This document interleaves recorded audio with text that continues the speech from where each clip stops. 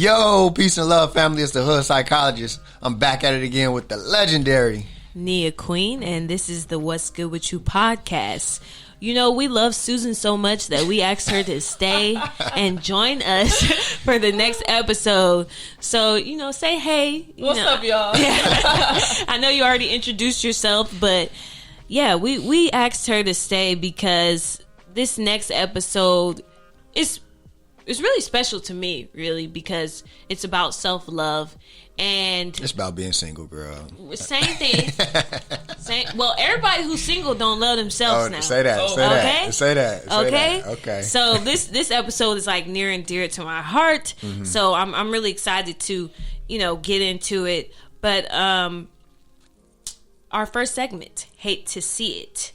I wanted to talk about this because I feel like even me, myself, I struggle with this. But I found this article and it said COVID mental health toll, how scientists are tracking a surge in depression. So it says studies and surveys conducted so far in the pandemic consistently show that young people, rather than older people, are most vulnerable to increased psychological distress, perhaps because their need for social interactions are stronger. So I just wanted to ask you guys, what do you feel about that? The need for social interactions are stronger when we're locked in the house with the family we should be socializing with. Isn't that crazy? It's just so crazy because I'm like, I be looking at COVID like, this is a part of how the society is now. This is how it should be. Like, we should be spending this quality time with our family, with our friends if we can. Invite the friends over. I know y'all can't go out nowhere, but it's important. It's important to really build on the relationship in this time that you can have with your family right now, because we've gotten so far away from that in society. Like, we've grew into such individualistic people that it's now turning into a problem being at home with your peoples all the time. Not saying that people don't need their ways out the house. Just to what's the word I'm looking for? You need those stress relievers, I should say. Right, yeah. But I can understand why the depression rates is getting a little higher. Yeah. I would say for myself, see, y'all got your own spots. So, I mean, I'm not going to say that that's not hard, because it might be hard, being with your partner and everything, but I live with my parents. And I did enjoy it in the beginning, like maybe last year when we first got on quarantine.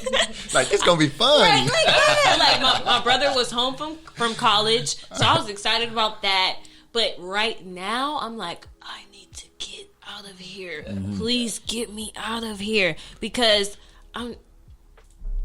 it's just, I feel like tension rises because I almost want to say, I don't think I really knew my family. Like, and that's sad to say, but it's that's like real. That's real. We growing up, right? We live with our parents, but we go to work. They go to work. We go to school. We have stuff that we do where we don't have to be in the house for that long. And most of the time we're in the house, we're asleep, right? Yeah. So I felt like I knew my parents or I knew my brother, but like now I'm like, oh no, I know exactly who they are. Okay? And I'm like, okay, it's time to move out, Nia. It's time to move out. It's time to move out. But yeah, I definitely feel that need to have those social interactions. I miss my friends. I miss my cousins, being out, going out, traveling. I turned 25 last year. I was supposed to be in Jamaica. Guess where I was? Not in Jamaica, y'all. I was in the United States of America. And I was a little sad about that, but it's just, I feel that need to get out. And just, I would say for myself, I've always been an extroverted person. I enjoy being around people. I don't have a problem talking in front of people. I will talk to a random stranger. Like, I'm just an extroverted person. So being isolated, it was hard for me. It was hard, especially in my job, because I work with children and I really pride myself on being able to build a rapport with them, because I'm just so fun, and they get to know me, and I'm just so personable with them, right? But then it's like, oh no, all your stuff is through Zoom now. I'm like, dang, I can't even. We that can't one even. we thrive off. Right, exactly. I feel like I'm most effective when I'm doing the in-person interaction. Same here. So it's like now that I don't have that. It's just stressful. And also too, there was a period in time, and I kind of talked about it in our episode in January about the motivation. I wasn't feeling motivated to do nothing. Like I was just like, oh, I gotta go to work, I gotta talk to these people on the phone all day. And I feel like that's because of quarantine, because of being stuck in the house and everything being shut down. It did take a toll on me. It did take a toll on me. So I'm not surprised by the results that they found in this study. So, yeah, I'm just hoping. I'm hoping for brighter days. I'm trying to find new ways to be, what's the word? New ways to be social without, breaking these like COVID restrictions. So. Yeah, I'm starting to feel better. I would say that, but there was a time where it was just like weighing on me, like, dang, we ain't never gonna get out of quarantine. It's been almost a year, y'all. That's wild. Almost a year. Like, think about it. I remember when quarantine first started, I was like, oh yeah, I could stay at home for a couple weeks. Like, oh yeah. It was like, oh yeah, the kids are going back after spring break and everything.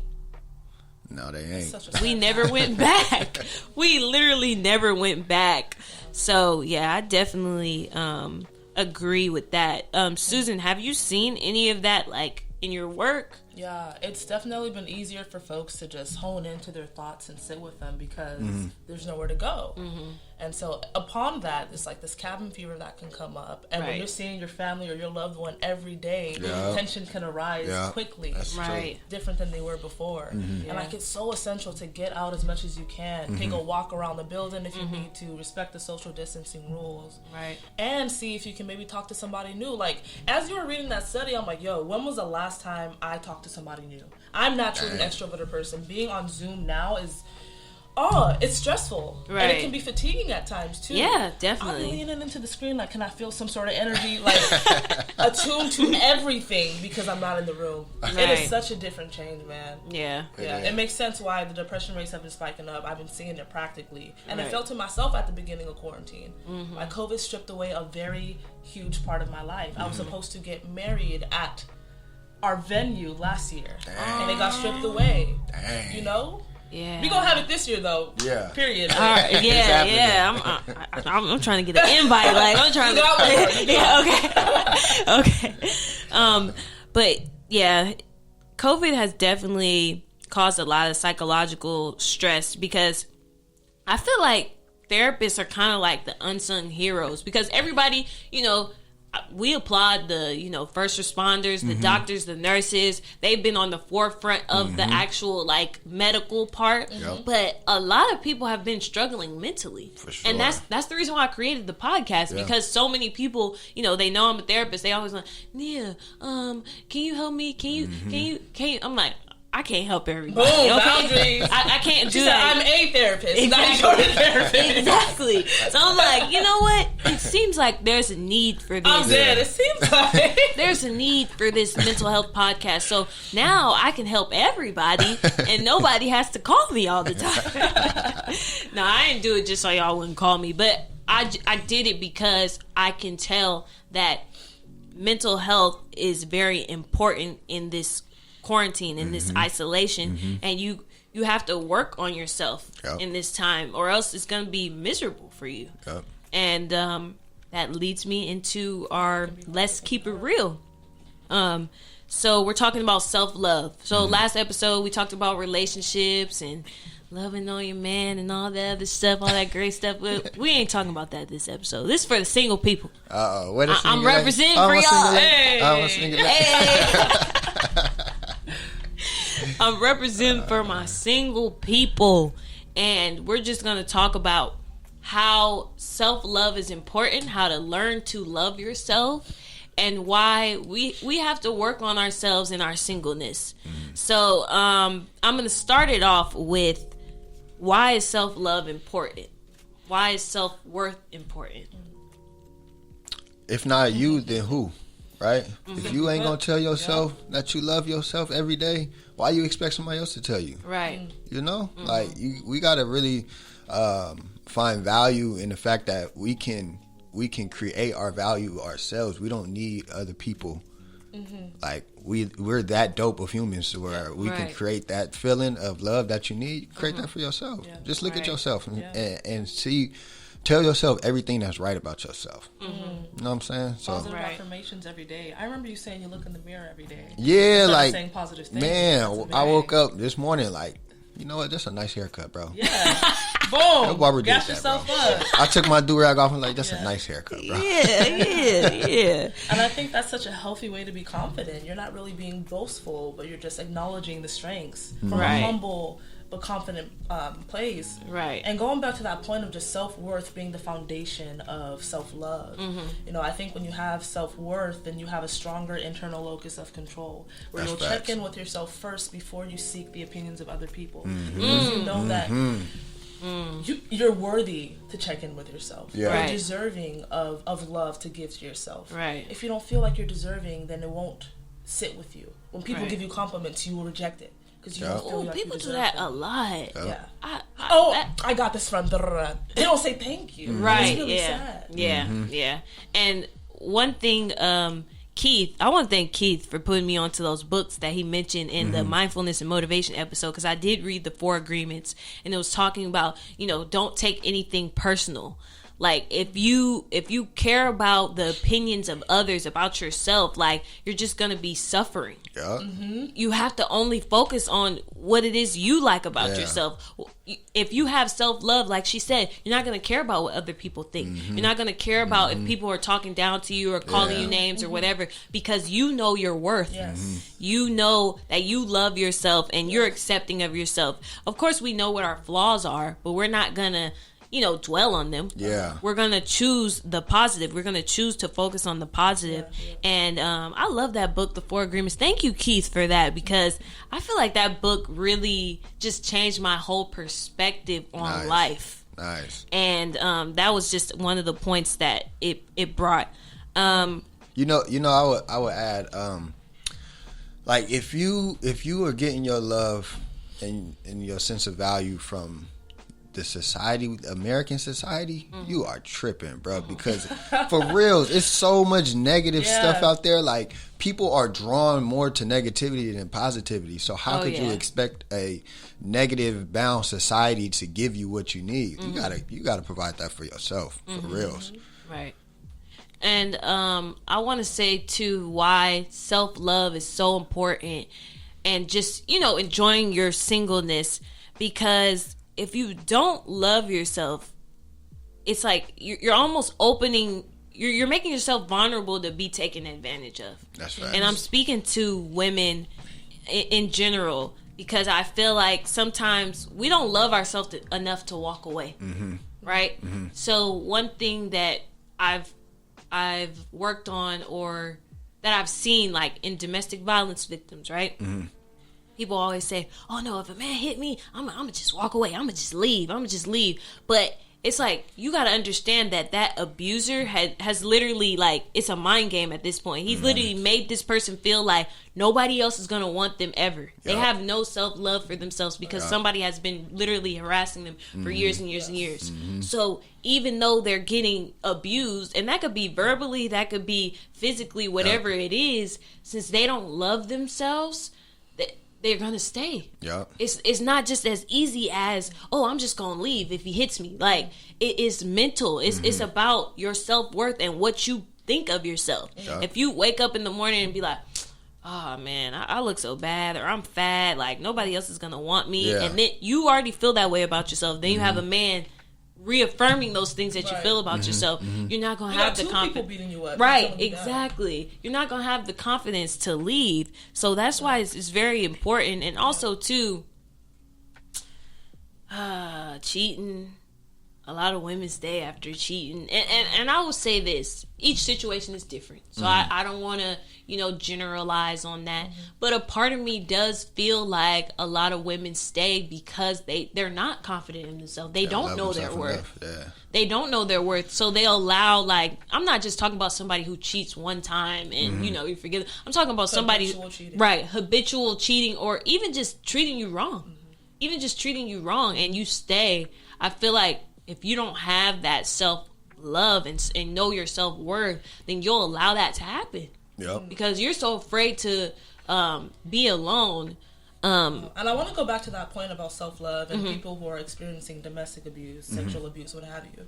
It really is a mind game. There's a lot of gaslighting that goes into play. There's a lot of just tricks and techniques that abusers can use to literally break down their victim's brain. So for anyone who's listening to this podcast, if you know somebody who might be in an emotionally abusive relationship, physically abusive, sexually abusive, the best thing you can do for them is to hold space. Don't tell them what to do. Don't tell them they're crazy or stupid because you don't love yourself enough to leave. It is not that easy. Right. When your brain is malleable and you don't have a firm ground, anything anybody says is not going to resonate with you. Right. Yeah. It takes support and walking with them and allowing them to feel like, okay, somebody, I trust them. They trust me. And they're supporting me, and I can maybe get out of this on my own time. Yep. Don't push. Don't force them out. It's not that easy.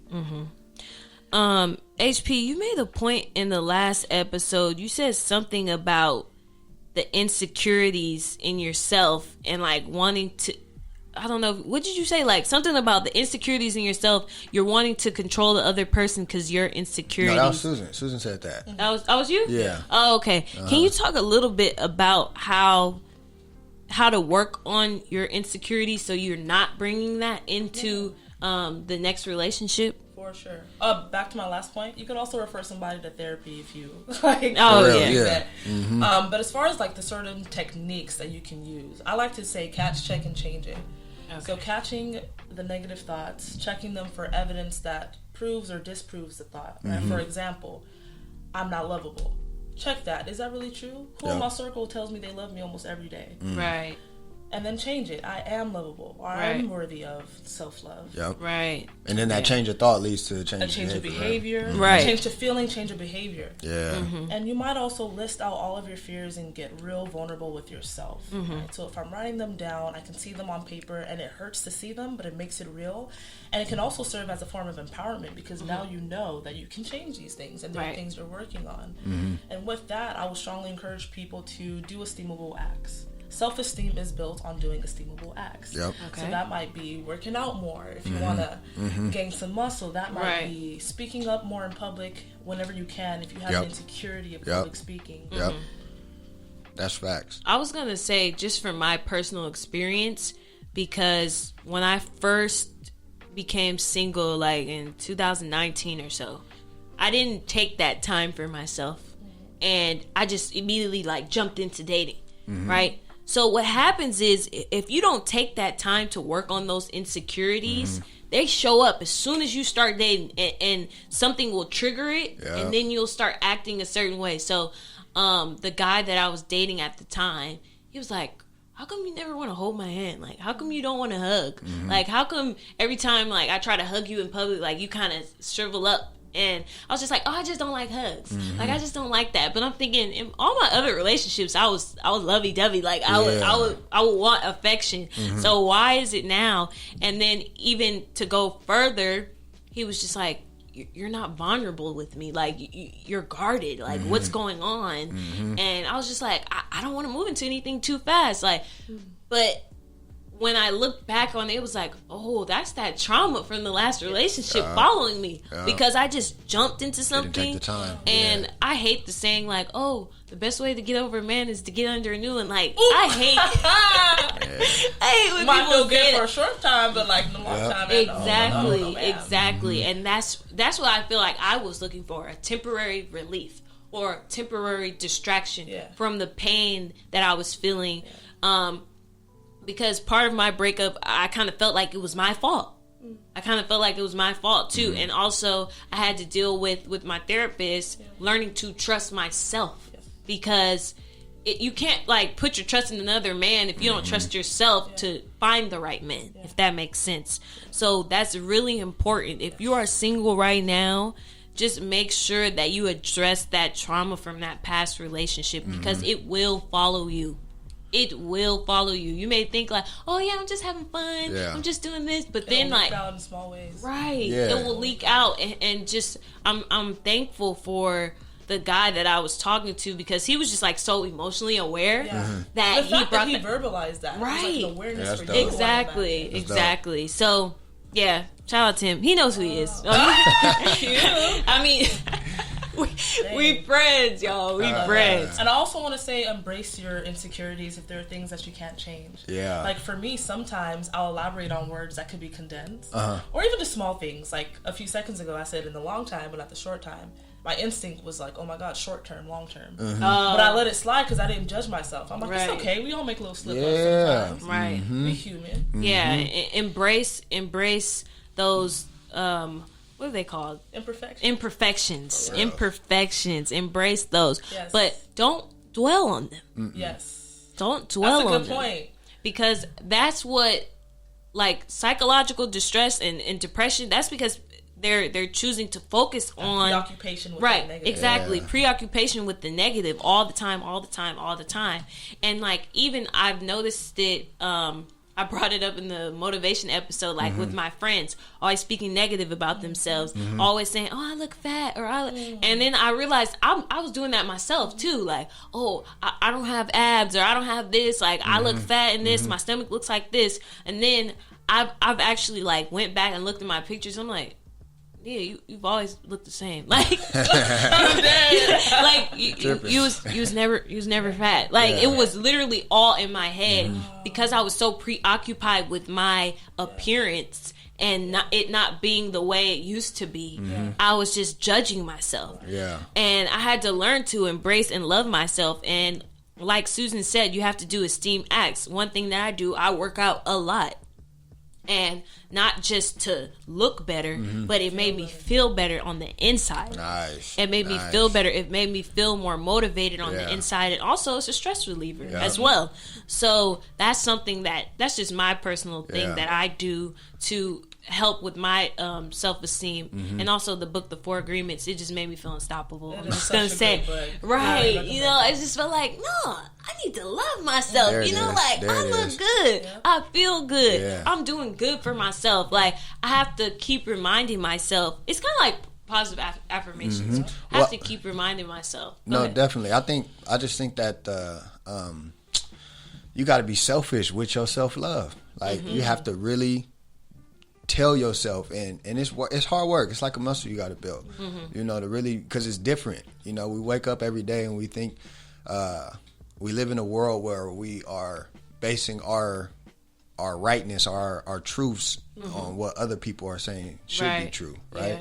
So we talking about imperfections. Well, where did you get those imperfections? What are you judging? Like how are you measuring that's an imperfection? How are you measuring your imperfections? You know, where did it come from, right? Because I believe your imperfections you just showing your perfect form of yourself. Like, this is me. Right. This is who I am, right? Yep. And so I think that it's really important while we're single to do the things that you deem acceptable, that you think are happy, that make you happy. Yeah. Because it's important. It's so important that you hone it and take it as your own. Like own your insecurities, own all of that. That's all you. Right. That's all you. My nail's broken, y'all. I was tripping about this at the beginning. But, you know, I love it. You know, it gives me a little flair. We in here like, you still cute, girl. You still cute. HP brought up enjoying, like, being single. I think I had to learn to do that because I always like, oh, I need a man, or I need to talk to somebody. I need to be texting somebody. And it's like, you can enjoy your friends. Yep. You can enjoy yourself. Yep. You know, do the things that you want to do. And I remember I was having a conversation with somebody, and it was just like, oh, I just want to do all of these things in LA, but I can't do it because I don't have anybody to go with. And they were like, what? Like, if you want to go to the beach, go to the beach. Yeah. If you want to go on a hike, go on a hike. And when he was telling me, I was just like, I kind of like got mad. Like, I had an attitude because I'm thinking, I'm a woman. I can't go places alone and but it's like, right, it's a safety thing, but at the same time, I was limiting myself. I will admit that. Yeah. I will definitely admit that. But yeah, you could do those things by yourself. You don't need somebody to be there with you all the time. Yep. I mean, go to a movie by yourself. I don't know if the movies still open. But like when the movies do open, it's okay to go see a movie by yourself. Don't feel ashamed about that. One thing my friend does, she was like, oh, I took myself on a date and I went to this like nice restaurant. I sat at the bar and like I had a good time, and I was thinking, why are we so afraid to do that? That sounds like a good idea, because you always want to do things and there's never like the person that wants to do it too, or people's schedules, all that stuff. So yeah, just do it yourself. Enjoy being single. Take yourself out on a date. Treat yourself good. You don't have to wait on somebody to do these things for you, and you could do them for yourself. That's a radical act of self-love. Right. Wow. Yeah. I gotta start taking myself out on dates. Let me ask this question, since the conversation is about being single.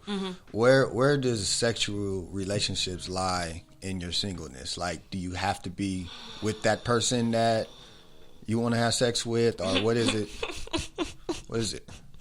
I said, you want to be a hoe, be a hoe. Like, we love it. We love hoes. Right. I mean, it depends on the person. Yep. And also, it could get tricky though, because I'm trying to answer. I'm just saying. Like, as a man, it's like single is associated with having sex with multiple women. That's just what society tells us. You free, bro. You go You can have sex with 10 girls in a span of a week, and ain't nobody gonna. Yeah, that's just you. Just single. You doing you. Right. You know for oh wow, my parents might be watching this, but for me, I would say, yeah, just enjoy yourself. Enjoy yourself. If don't search for it though. Like, don't be like, oh, I need to have sex. Like, if it's not there, it's not there. But if somebody comes along and you trust them, you feel like you could, be intimate with them, then go ahead and do that. I would say just be careful with like going backwards. And ladies, y'all know what I'm talking about. Going backwards and like having sex with people that you already had sex with. And you used to have that emotional connection with them. That's dangerous. That's dangerous, yeah. That's dangerous. Now, if it's a new person that you met and y'all having a good time, and blah, blah, blah, that's cool. Like, you'll probably be able to control yourself and your emotions in that situation because the person is new. Yeah. But going back to somebody that you used to, date or was in love with or had strong feeling for while you're single, I wouldn't recommend it. So what you said reminded me of intentions. Right? So when you're having sex and you're single, I would encourage people to think about, what are your intentions when you're doing that? Yeah. Is it to numb the pain of a relationship that is still hard for you to get past? Is that where your self-esteem is rooted in? And that's a whole different conversation topic. Yeah. Wait. I want you to tap in on that though. Right. The self-esteem being tied to your sexual relationships. Yeah. Can you expand on that a little bit? Because I feel like a lot of women deal with that. And I would say in college I saw that the most. Even for myself, like, oh, the men, like, if these men sleep with me, like, that means that I'm popping. Like, no, it don't. That's not what it means. But just be careful with that. Yeah. Be careful with that. You should feel... Well, not you should, but hopefully you feel like you love yourself enough not to just be seeking out sexual encounters, Like, you shouldn't have to rely on who's having sex with you to feel good about yourself, because that's very dangerous. Because what if they don't want to have sex with you? Yeah. Then what? Like, women get turned down too. Let me tell y'all. Women get turned down too. Speaking from personal experience. Like, I just feel like sex is fun. When we have sex and we're good in bed, like, yeah, it is a healthy confidence boost sometimes. Right. But if that is what your whole self-esteem is rooted in, then that can lead to problems. Right. We have the risks of STDs. We have so many other risks. Right. Just numbing a lot of stuff. So it takes that reflection, maybe processing this with a therapist or a trusted friend. Right. Remembering that they're not your therapist, though. Right, yeah. And, check in with that. And there's nothing wrong with having sex and being proud of that, I think. And it's crazy because it's like opposite for men, because you feel me, a woman can feel like she needs sex to boost her. Oh, he wants to have sex with me, so it's boosting my self-confidence. But for the men, it's like you getting your status off of how many women you having sex with. You don't even it ain't no it's not about the individual. It's like how many you gonna, who you did you see her walk? Oh, did you hit that? Did you hit that? Oh, you hit for real? What, bro? Oh, okay, yeah. You get a status off of how many women you have sex with. That's real rap. And it's sad that it's a double standard in that way. In that way, it's like if a girl is comfortable in her sexuality and she has sex with multiple men, it's like, oh no, she a hoe, she get around, she do da. And the first thing is y'all want to judge her or whatever. Men be like, oh, she a hoe. But you just hit like 3 girls in a day. Right. And then you got the nerve to say, oh, she a hoe. Right. And it's like, what makes it that you can label her a hoe? Yeah. Right. Do you really want to tap that and she's rejecting you, so you gonna call her name? Right. Or is it a control thing? You don't think women should act that way? Like that reminds me of like, sometimes when you're single and dating and you're meeting new people, they always want to ask, oh, what's your body count? And I'm thinking, why? Yeah. Next. Exactly. I'm like, what are you going to do with that? Why does that matter? Like, I'm clean, so what does that matter? Yeah. But it's almost like too, when you're dating, like the girl's already, she's expecting the guy to say a high body count and being okay with it. Right? Just accepting it. Right. And girls are like, dang, should I tell him the real number? Should I tell him this number? Because you already know that's going to... But it's like, if you're single, why does it matter?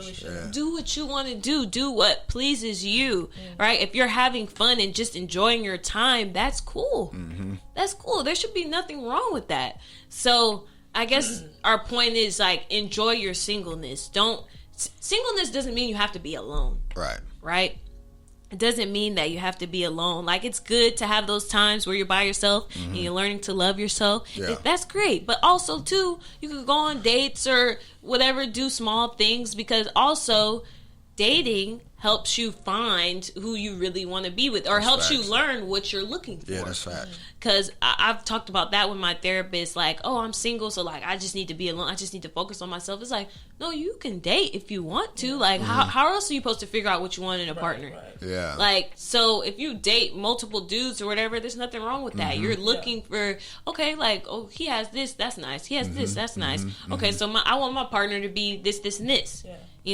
So just keep that in mind. And just to add on that, if we could. All right, cool. Yeah. Try to structure your self-validation system on something that is not contingent upon other people. So sex, like we were just talking about.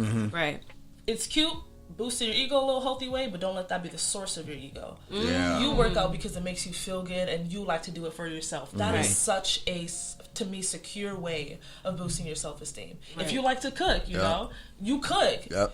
Mindfully do that. Add some things in, get creative with it, and allow yourself to look at that artwork and be like, I did that for me and this makes me happy. Right. Dance, paint. Yeah. If you're a mathematician, fucking make a new equation or something, like tap into that. For real. Yeah. That's a good point. So I guess to close, let's talk a little bit about self-care.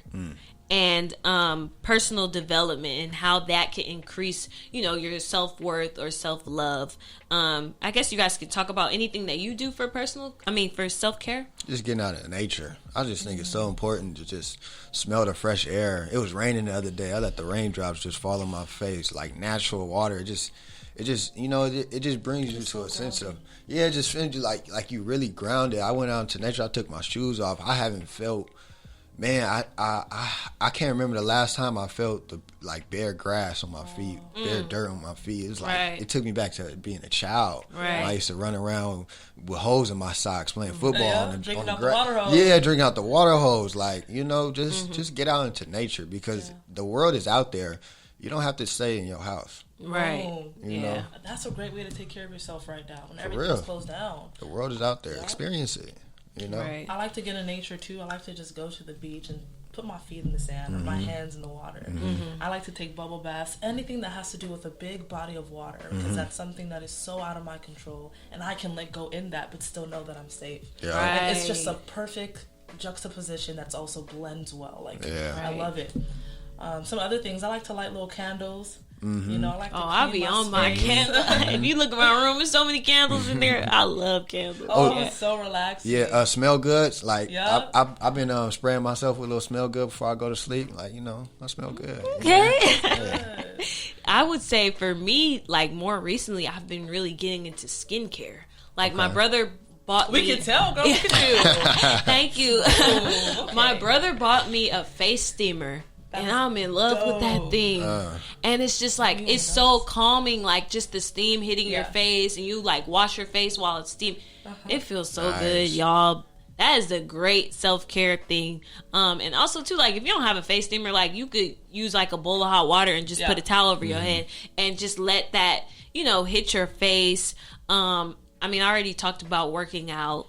But also, what else do I do for self-care? Candles, aromatherapy. Yeah. I don't know, something about candles and like being in a clean, smelling good room.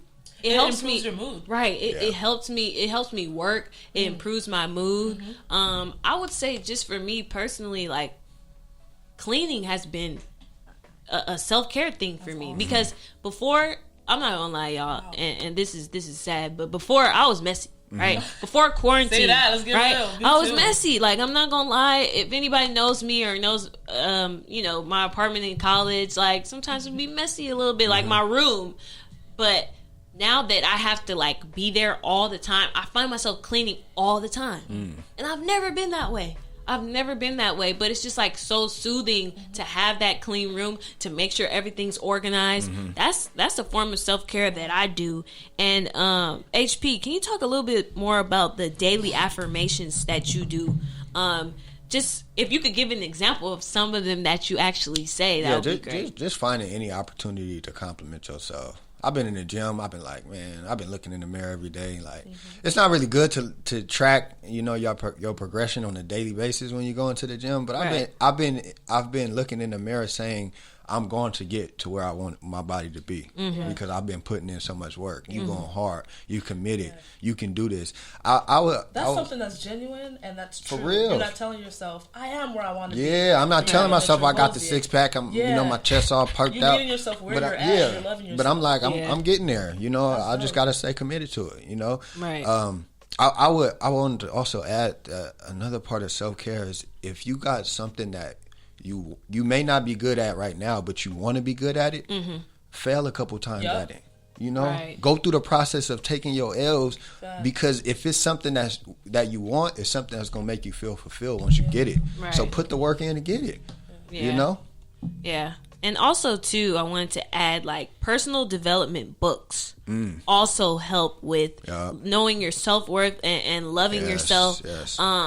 I know this is like my third time mentioning the 4 agreements, but after I read the book, I'm literally sending it to all my friends like, you need to read this, you need to read this, you need to read this, because really, it really helped me feel better about myself. Yeah. Just from the things that he said in the book, it's just like it made me look at things from a different perspective. Different light, and obviously there's other books like 48 Laws of Power or whatever it is. There's a really great book I recommend. It's called Meeting the Shadow, and this book will help you get a heightened awareness of yourself. Like it really goes deep into childhood traumas that we talked about in the past episode, and how you can unlearn that and show up differently as your full self. But also to add with the self-care, try to check in with your motives. Right? So if you're cleaning because you feel you have to, that's pressure, and that can increase your anxiety. Try to do things from a place of curiosity, playfulness, and because it feels good. Like you deserve to clean your space because you know you feel good after doing it, and you're worthy of feeling good. I dance. I don't like to move around. I don't try to get it perfect, but I do it because it feels good, and I like dancing. Yeah. Love yourselves. You know, I was watching Iyanla Van Zant, and she said, if you don't love yourself, how do you expect this man to love you? Say that. you won't even be alone by yourself. Say that. Why would this man love you? You can't even be by yourself. And you know, she's a little harsh. I was just about to say, yeah, she's a little harsh. But it's true. I got the point of it. It's like, how am I gonna expect a man to love me if I don't even love myself? If I can't be comfortable with being alone by myself, why would I expect a man to be always want to be up under me or always want to be with me? If I don't want to be with me, I don't even want to be with me. So that it made sense. It was harsh, but it made sense. And just don't forget that self-love is the most important thing. And also, don't forget your self-worth and your self-love once you get into that relationship. Because some people lose that. Some people lose that. That was one of the questions somebody asked, like, how do you keep the same amount of like self-love and self-worth while you're getting into a new relationship? It's like, if you on Saturdays you do your morning hike, just because you get in a relationship, like, don't stop doing that. Don't give that up. If you do your facials on Saturday nights, don't give that up for a man. Like, you know, keep doing that. Keep taking care of yourself. Keep loving yourself. I love the filling your cup imagery. I think when you can remember to fill your cup first, like check in with whatever you're doing, then that'll keep you from losing yourself in a relationship. Because you're not going to go to them first and you running on E. That's facts, How you going to get there? How you going to get there? How you going to get there? Yeah. Right, exactly. So, thank you guys. This is a good discussion. See, I feel like y'all my therapist, because y'all been helping me today. Y'all been helping me a lot today. So I really enjoyed Susan being here, and I'm so happy. Shout out to my cousin Deja, because without her, I wouldn't know these two lovely people next to me. Deja's dope too. Deja's dope. So shout out to Deja. And thank you all for listening. Please don't forget to follow, subscribe, leave a comment. You know, we're getting our YouTube back together, so comment on that YouTube, you know, subscribe, show us some love. And we want to thank you for joining us, and that's it. Hey, y'all keep the love and the peace. We'll see what's good with y'all next week.